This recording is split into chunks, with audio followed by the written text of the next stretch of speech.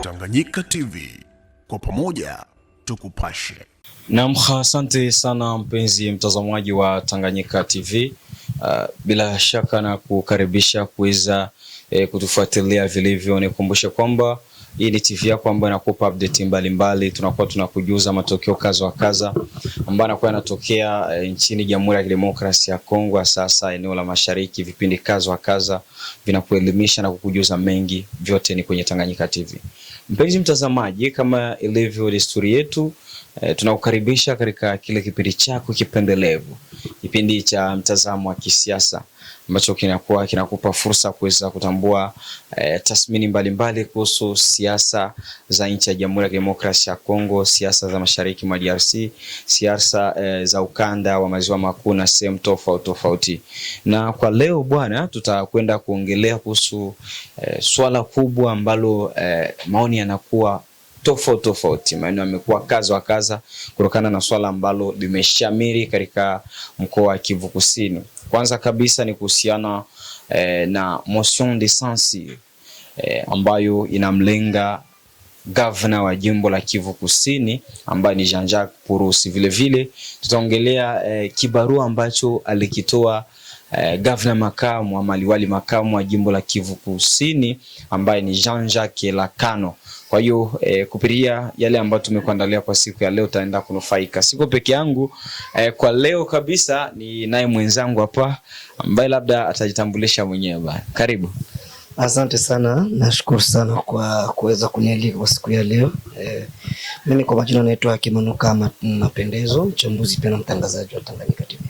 Asante sana, ni mwenzangu Kimanuka ndiye ambaye tutashirikiana naye mwanzo hadi mwisho. Nikukumbushe kwamba mimi ni Safari Almas na nyuma kamera kama kawaida ni Abubakar Saidi. Kimanuka, tuanze kwanza kwenye motion de censure ambao ukiangalia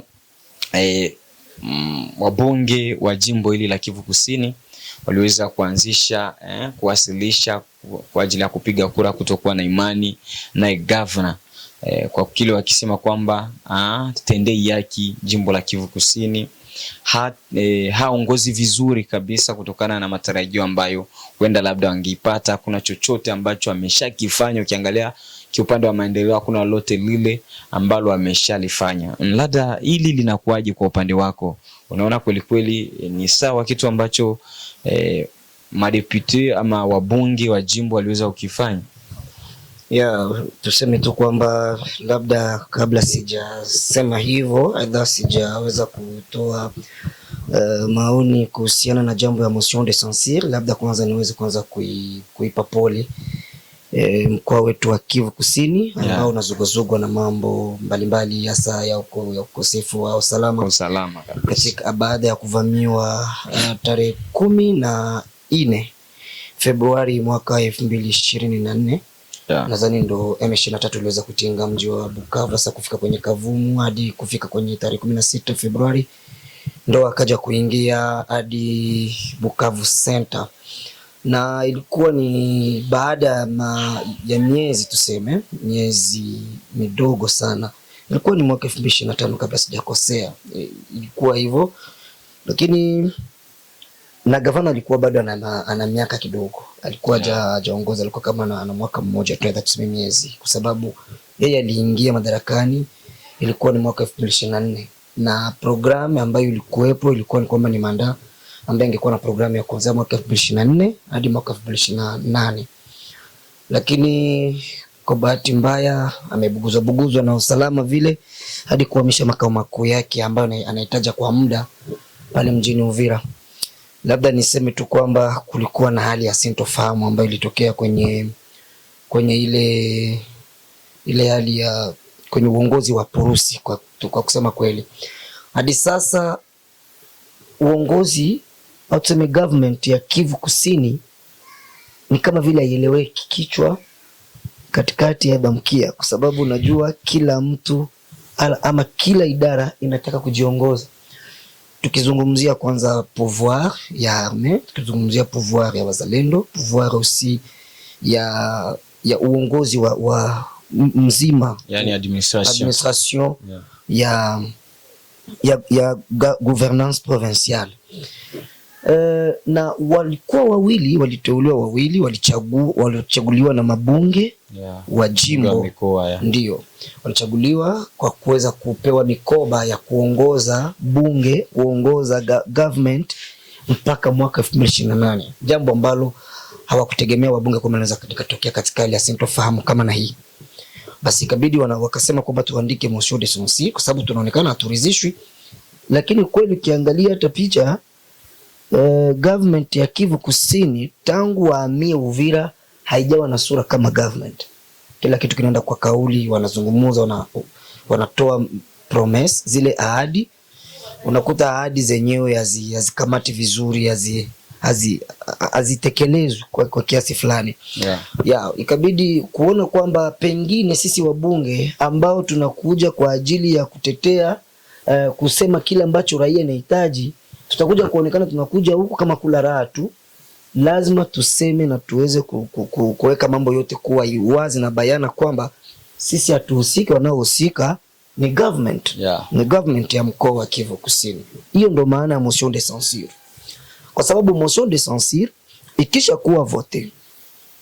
kuwa vote na ikapitishwa, yani gouvernance yote, gouvernorat itabomolewa. Purusi, Jean-Jacques Elakano na ofisi yote tendaji ambayo inaongoza government ya mkoa yote inaondolewa. Inakuwa obligé kuandika demission kwa kuonyesha kwamba hawakuwajibika na kazi yao. Hapo ndipo mvutano wa kisiasa ulianza, kwanza kupitia vyama vya kisiasa. Sababu tunajua fika kwamba Purusi ametoka kwenye chama cha FDCA na vile vile Jean-Jacques Purusi, Jean-Jacques Elakano ametoka katika chama cha UDPS ambacho ni chama tawala kwa sasa. Pengine kama Jean-Jacques Purusi aliweza kuchaguliwa na kuteuliwa kuwa kama vile gavana wa mkoa ni kwa sababu alikuwa na zile majorite za wale wabunge wa FDC na waliweza kuwapiku wale wa UDPS kwa kura nyingi, akaweza kuchaguliwa kuwa kama vile kiongozi. Ila kwa mustakabali wa timu nzima ya UDPS, hamna chama ambacho kinatakaga ujinga ama kutaka kubomolewa ili akose kuwa na ushindi kwa kiasi fulani. Ianze kwenye bunge kuu la taifa hadi kwenye bunge kuu la jimbo katika mikoa mbalimbali yoyote ambayo tunaisikia. Hivyo basi hapo ndipo palianza mushkeli wa mambo, kwa sababu motion de censure, mvutano wa siasa ulianza, waliitishwa wote Kinshasa, wakashauriwa, wakarudi. Hatujui motion de censure iliishia wapi. Lakini baadaye kama ulivyouliza hilo swali, ili barua ambalo limetoka ambalo lilikuwa evoke na Jean-Jacques Elakano kwa kumshtumu mwenzake kwamba hawashirikiani kikazi, hajamwambia kwamba wanahusika na nini. Vile vile kuna vitu ambavyo alivitaja hapa kama vile tuseme zile ahadi ambazo alitoa ambazo hazikuweza kutekelezwa, kama vile ile micro barrage ya Malicha. Vile vile kwenye barabara kusema ataweka pave kwenye mabarabara kuu za miji, vile ile miji mikubwa ya mitaa mbalimbali kama vile Duvira. Nadhani pia hata vile Baraka iliweza kuitaja ndio pia na labda Kimanuka, kabla tujaongelea kuhusu hayo mambo, kuhusu kibarua ambacho alikiandika gavana makamu, tubaki kwanza hapo kwenye motion de censure, kwa kuwa watu wanakuwa wanajiuliza sana. Kuna baadhi ya watu ambao wanajiuliza sana, ukiangalia japokuwa kiongozi yupo ambaye tunajua ni Jean-Jacques Purusi ndiye ambaye ni kiongozi mkuu, ila anakuwa na makamu wake ambaye ni Jean-Jacques Elakano. Watu wanajiuliza sana kwa nini wabunge hao waweze kuandika kutoa motion de censure ambayo inamlenga tu Jean-Jacques Purusi na sio government yote, kwa kuwa motion de censure inaandikwa ni motion de censure visant le gouverneur Jean-Jacques Purusi. Sio kwamba ni gouvernorat yote, ni mtu mmoja, yani governor ndio analengwa na hiyo motion de censure. Na ukiangalia hapo government ya jimbo inakuwa inaundwa na watu wengi sana, sijui yeye na wengine ambao haiwezekani, inaweza kuwa ni masuala ya kisiasa. Na ukiangalia katika wabunge ambao wamesha saini ile hati ile petition, wengi wanakuwa ni wa UDPS. Haiwezi kuwa ni kutokana na maslahi huenda labda ya chama kwa kuweza kurudisha ili chama chao kiwe na nguvu sana, UDPS iwe na nguvu sana, ndio maana wanaanzisha hii ili waweze kumngoa pale. Labda kuwe na vipengele vingine kati ya hivyo ambavyo nimetoka kuambia, kwa sababu motion de censure ni moja, na hiyo ni katika kitabu cha sheria ambacho kina kipengele chake cha 146. Motion de censure inakuwaka inavize kweli ni kiongozi huyo, kwa sababu mimi kama niko vice na wewe ndio kiongozi wangu, tunavize kwanza ni kiongozi kwanza, kisha kama kuna kubalika kwamba motion de censure inakuwa valide na inakuwa vote, tunatoka sisi wote. Na ndio maana mimi kwa uchambuzi wangu naona hivi, hapa kuna chimbika, kuna njia ya kutafuta motion de défiance.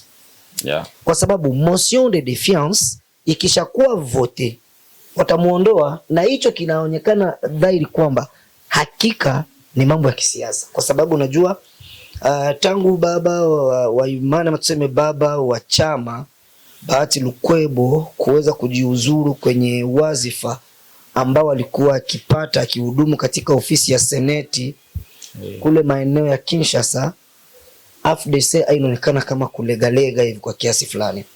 Na kila politiki ni kama vile mchezo wa draft. Kuna vitu ambavyo unaweka kwa sababu unacheza draft, unajua wapi unaziba ili mwenzako asipenyeze, kwa sababu ya kutinga uaminifu kwa raia ambao wapo kwenye maslahi kwenye ngazi za chini, zile wanaziita base.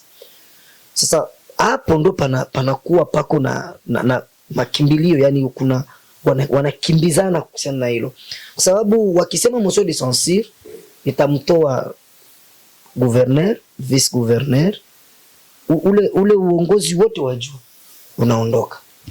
Lakini hapa wanatafuta kuchimba sasa machimbo ya motion de défiance, na ndio maana umeona hii barua imetoka. Kwa machambuzi yangu, barua ya vice gouverneur kujiondoa hivi ni kujiosha. Hii ni sabuni na jiosha. Nasema kwamba mimi sielewi, na inawezekana mnaweza mkawa pamoja, lakini mkashindwa kujiamini kwa nyinyi wawili, kwa sababu tunaweza tukawa pamoja lakini tusielewane, kutokushirikiana. Huku ni kujiosha kwake, anajiosha kwamba mimi sielewi hivi vyote vinavyoendelea hapa, hamna ushirikiano. Na kingine kimanuka, sio kwamba watazamaji watanielewa, kwa kuwa sisi waga tuna sehemu ambayo ndio hatuwezi kusema ukweli. Na huenda watu wanajiuliza, kwa kuwa sisi tunakuwa tunawasilisha na tunapita ndani ya mitaa, tunasikia kauli ambazo zinasemwa, kwa nini Jean-Jacques, kwa kuwa haya yote ambayo japokuwa tuje ataja ambayo alisema, ukiangalia baadhi ya mambo aliyasema, ni nyingine mambo ni ambayo angali Bukavu M23 hajachukua mji wa Bukavu. Kwa nini wakati huu ambako kunaanza sasa hiyo motion de censure ndio yanafikia kusema kutoa hiki kibarua, na wakati vitu hivyo vilifanyika kabla? Kwa nini alikuwa kimya mpaka wakati huu? Inawezekana ndugu Safari, inawezekana kabisa, na kwamba na mimi usinielewe vibaya, sina utetezi na mtu, lakini tuseme kwanza kisiasa inawezekana. Kwa sababu gani? Pindi unapopewa wadhifa wa kuwa chini ya mwenzio, unakuwa uko limite kisheria. Unakuwa uko limite. Huwezi, hamna siku utaonaga Jean-Jacques Lacano anasinye kama gouverneur. Hamna hata siku moja. Kwanza teknolojia iko juu sana.